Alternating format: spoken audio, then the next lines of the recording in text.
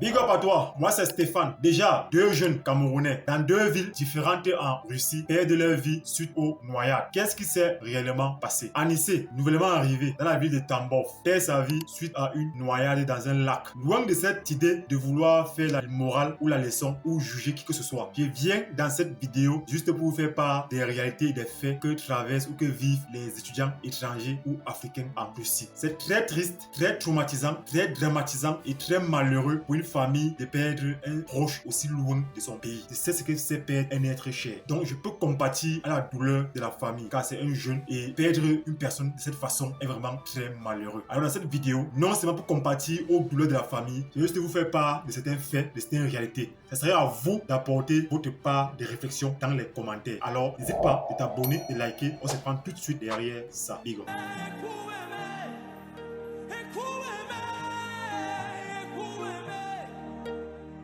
You are the living God, oh.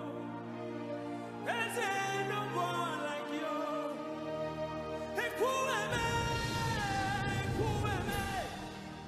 Qu'est-ce qui s'est passé réellement avec Anissé dans la ville de Tambov? Anissé est ce jeune Camerounais nouvellement arrivé dans la ville de Tambov et inscrit en cours de langue russe. Anissé est ce jeune Camerounais à peine marié, père d'un enfant, arrive en Russie pour continuer ses études et perd la vie subitement à peine arrivé en Russie. Encore dans la fleur de l'âge, il avait encore beaucoup à prouver et beaucoup à apporter à sa famille, mais subitement, il disparaît. On est en début du mois de juin. Il fait chaud, c'est presque l'été. Anissé a besoin de se baigner. Je ne sais pas si Anissé connaît nager, je ne pense pas. Anissé revenait d'un coin avec ses amis. Il arrive à la résidence universitaire. Il trouve son coéchambré en train d'occuper, en train de faire ses choses. Il propose à son coéchambré de partir se baigner au lac. Un lac qui n'était pas très loin de leur résidence. Je tiens à vous rappeler, c'est un lac, ce n'est pas une plage. Son ami étant occupé va lui dire que je ne peux pas aller avec toi car je suis occupé. Anissé va aller avec d'autres frères africains au lac. Ils vont arriver au lac, je pense bien ils vont se baigner. Il va se baigner et juste vers la fin de la baignade, Anissé va se rapprocher d'un coin pour prendre un rafraîchissant. Il va tamponner une fille russe qui est en pleine discussion avec son copain. Anissé va constater ou va voir la scène à distance. Lorsque le gars finit de causer avec sa copine russe, le gars va partir. Le gars russe va partir. Anissé va remarquer à distance que la fille est en train de pleurer. Anissé va se rapprocher de la fille. C'est un Camerounais, c'est un gentleman. Il va se rapprocher de la fille pour savoir réellement ce qui se passe. La fille va essayer de l'expliquer comme elle peut. Vu que Anissé ne parle pas russe, car il est nouvellement arrivé, je pense que Anissé va se servir de son téléphone pour essayer de dialoguer avec la fille. Le temps va passer, Anissé serait toujours en train de dialoguer avec la fille. Je pense aux environs de 21-22 heures, la fille voulant se baigner, Anissé va décider de l'accompagner. Ils vont aller ensemble. Je ne sais pas si Anissé a dit à la fille qui ne connaissait pas nager, il va suivre la fille dans ses caprices. Vu que le coin est proche du lac, le coin où il causait est proche du lac, il va aller avec la fille. Comme le dit sur la toile, on dit que Anissé avait un rendez-vous avec une fille russe. Anissé n'avait pas un rendez-vous avec une fille russe. Anissé a trouvé une fille russe en détresse qui pleurait, voulant la consoler, ce qu'il n'aurait pas dû faire. Ce serait ça son piège, son erreur. Il va donc subir les caprices de la fille. Ils vont aller se baigner ensemble. La fille va se déshabiller, va entrer dans l'eau. Anissé, ne voulant pas baisser son charisme et sa garde, va aussi à son tour se déshabiller et suivre la fille. La fille, connaissant nager, Anissé pas. Je ne sais pas si Anissé a dit à la fille qu'il ne connaissait pas nager. Il va juste suivre la fille. Plus il avance dans l'eau, plus ses pieds touchent le fond de l'eau, plus il est rassuré. N'ayant pas dit la vérité à la fille va essayer de l'entraîner encore plus loin dans le lac. Il va faire l'effort de suivre la fille jusqu'à un niveau. Anissé va complètement aller au fond de l'eau. La fille, pensant que Anissé est en train de jouer, elle va se dire qu'Anissé est en train de blaguer. Elle va patienter. Anissé doit refaire surface. Va complètement disparaître de la surface de l'eau. La fille impatiente, pensant que Anissé est en train de s'amuser, elle va s'impatienter. Elle va faire un demi-tour pour revenir au point où elle a vu Anissé essayer de l'appeler, de le cafouiller. Mais Anissé est déjà au fond de l'eau. Vu que c'est un lac, c'est grand, elle ne peut pas se mettre à fouiller. Ce qu'elle va faire, c'est quoi? Elle va sortir de l'eau, essayer d'alerter ceux qui sont proches. Elle va alerter, elle va signaler, on va appeler les sapeurs-pompiers, ils vont venir, ils vont regarder, ils vont fouiller. On va appeler la police. La police va arriver sur place, on va constater que les habits d'Anissé sont sur le bord de l'eau. Mais Anissé n'est pas là. On va essayer de fouiller le lac comme on peut. On ne peut pas retrouver son corps. C'est la nuit. La police va se rendre à la résidence universitaire d'Anissé pour constater le fait.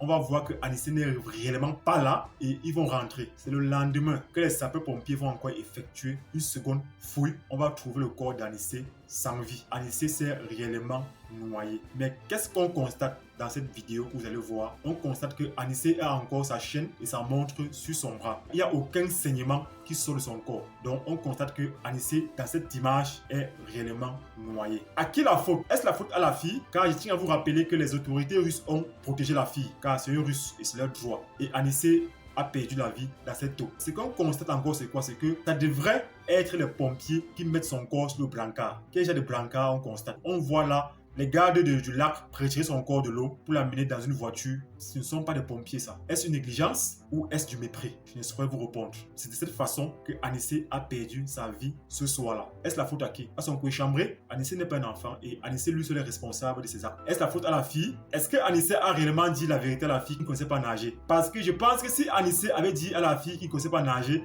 la fille ne devait pas l'entraîner aussi loin. Car la fille n'a aucun intérêt de voir Anissé perdre sa vie. Elle n'a aucun intérêt. Est-ce la faute aux autorités qui n'ont pas agi à temps? Non, je pense que non, ce n'est pas la faute aux autorités. Les autorités ont fait leur travail, ils ont exactement fait leur travail. Ils ont fait le constat et le lendemain, son corps a été retrouvé. Est-ce la faute à qui? Seul Anissé sait ce qui s'est passé ce soir-là dans cette eau. Seul Anissé le connaît. Sur la toile, sa famille dit que les organes d'Anissé a été volé. Je ne sais pas quel organe concrètement a été volé. Sa famille reproche ou condamne son cochambré d'avoir vendu Anissé. Je ne sais pas comment est-ce qu'il pense comme ça. Pourquoi est-ce qu'il pense comme ça concrètement? Car ce qu'on constate sur cette vidéo, Anissé a perdu réellement sa vie dans l'eau. Et ce n'est ni le premier Africain, ni le dernier Africain qui perd sa vie de noyade en Russie. Car presque chaque année, au moins c'est un Africain ou deux perdent leur vie suite aux noyades. Mais ce qui se passe pour Anissé, c'est sa famille qui dit sur la toile que Anissé a été assassiné non seulement par un complot avec les autorités russes. Pourquoi vous, les cochambrés de mon petit frère, vous mentez comme ça? Vous, les gens avec qui vous étiez à la place, les gens avec qui vous étiez dans le même bâtiment. On a raconté partout les premières nouvelles qu'on nous a envoyées. Que il s'est noyé. Il s'est noyé où? Il s'est noyé où? Vous assassinez. Vous masquez le corps. Vous partez déposer à bord des rivières. Vous dites qu'on l'a assassiné. Comme ça ne suffisait pas. Vous coupez sa tête. Vous enlevez ses crânes. Vous enlevez tous ses organes. Vous nous envoyez les os. Que la personne qui l'a tué ne reste pas mourir. Que toi, cette dame qui l'avait appelée ce soir-là. Faut pas mourir. Faut vivre éternellement. À mon avis, moi je vois que ce n'est pas normal. Je ne sais pas comment le corps d'Anissé est arrivé au Cameroun, car c'est un Camerounais. Je ne sais pas quel constat sa famille a fait sur son corps, au point de dire qu'on a retiré ses organes. Les amis, on est en Russie. La Russie est l'un des pays les plus développés au monde. Vous pensez que si la Russie veut prendre les organes d'une personne, vous pensez qu'ils vont se donner autant de peine et de mettre la vie d'une fille en jeu pour prendre les organes d'un étranger? Non, c'est simple. Pour prendre les organes d'une personne en Russie, c'est simple pour les autorités russes. Il suffit qu'on fait un faux mouvement, après on crée un porté disparu, c'est fini. On n'a jamais te voir. Vous pensez que si les autorités russes veulent prendre des organes d'un étranger, ils vont se donner tant de peine? Je pense que non. Et encore une chose qu'il faut savoir, on dit tantôt que c'est son cochambré ou ce sont ses amis à Tambov qui l'ont vendu. Vendu à qui? Je ne sais pas à qui on l'a vendu à Anissé. On voit tous ensemble quand Anissé a été sorti de l'eau, le sang ne sortait pas de son corps. On a retrouvé un corps intact. À quel moment on a retiré les organes d'Anissé cette nuit? Je ne saurais vous dire si la famille a concrètement raison ou ce qu'on m'a dit, la ville de Tambov est concrètement ça. Mais quand j'ai fait mes propres analyses, moi je vois que Anissé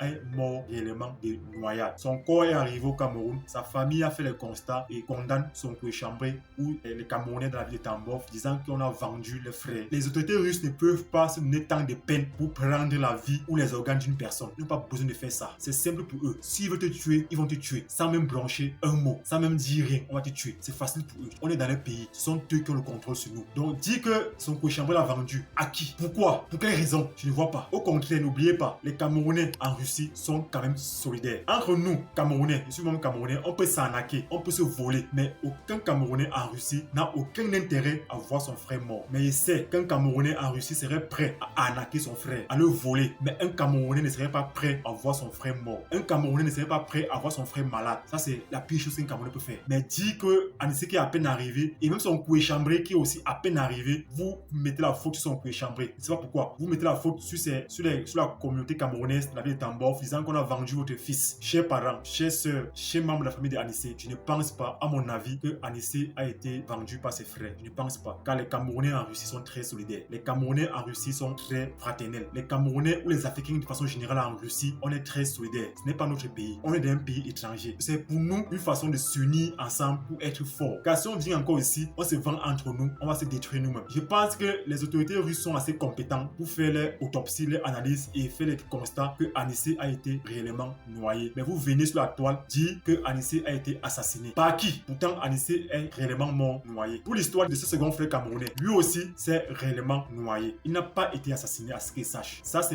n'est que mon avis. Et vous avez aussi votre part d'avis. Mes frères africains, lorsque vous arrivez d'un pays étranger, s'il vous plaît, vous n'avez rien à prouver à personne. Vous n'êtes pas obligé de tout connaître. Parfois, certains arrivent ici à cause de leur ego, veulent montrer à leurs frères qui peuvent tout faire. Les amis, votre vie, c'est votre vie. Vous n'avez rien à prouver à personne à part vous. C'est vous devriez impressionner et non personne d'autre. Ces frères camerounais ou ces frères camerounais qui sont décédés, est-ce de leur faute ou est-ce leur propre négligence? Car je pense que les autorités russes, même quand tu arrives dans un lac pour te baigner, ça c'est le cas de ma ville, lorsque tu arrives pour te baigner, ils te préviennent. Si tu sais nager, ils te laissent partir dans l'eau. Si tu hésites que tu ne peux pas nager, ils vont t'empêcher de partir dans l'eau. Même au bord de l'eau, il y a des caméras. Et il y a toujours un vigile ou un gardien qui veille sur la surface de l'eau. Mais pour Anissé, c'était la nuit. Je pense que ces gens-là étaient à partir. Donc Anissé, c'est un accident qui est arrivé. Maintenant, pour l'autre frère camerounais, c'est aussi un accident. Mais je pense pour lui, c'était en journée. Est-ce la négligence ou est-ce sa faute? Je saurais vous dire. Quand on vient d'arriver en Russie, les amis, s'il vous plaît, vous n'avez rien à prouver à personne. Si vous ne connaissez pas nager, n'allez pas dans l'eau. Les Russes sont des bons nageurs. Ils sont excellents nageurs. Car ils apprennent à nager tout petit. Ce n'est pas ici, en Russie, étant déjà âgé comme tu es, que tu vas apprendre à nager ici. Vaut mieux que tu n'entres pas dans cette eau. Tu peux t'asseoir à côté. Même si tes frères qui savent nager t'insultent, vaut mieux qu'on t'insulte et que tu gardes ta vie que de risquer ta vie et de te noyer après. Donc mes frères, s'il vous plaît, lorsque vous venez d'arriver en Russie, soyez conscients, soyez très conscients de vos actes et soyez responsables de vous. Ici en Russie, ici en Europe, on est nos propres pères, on est nos propres mères. Personne ne viendra mettre le feu derrière toi de faire quoi que ce soit ou de ne pas faire quoi que ce soit. Donc faites très attention à quoi que ce soit ici en Russie, les amis. Ne donnez pas la peine à vos familles, ne faites pas pleurer vos familles, ne faites pas pleurer vos parents. C'est très triste, c'est très traumatisant. C'est que lorsqu'un parent perd son enfant, c'est très triste. Regardez la distance, c'est vraiment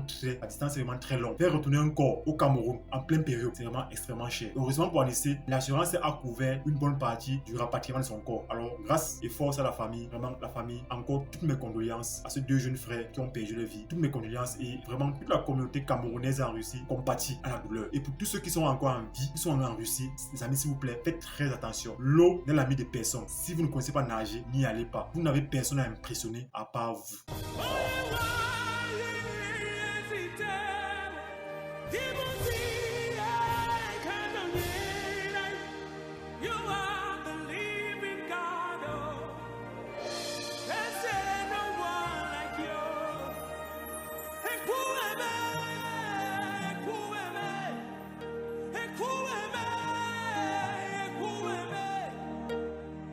You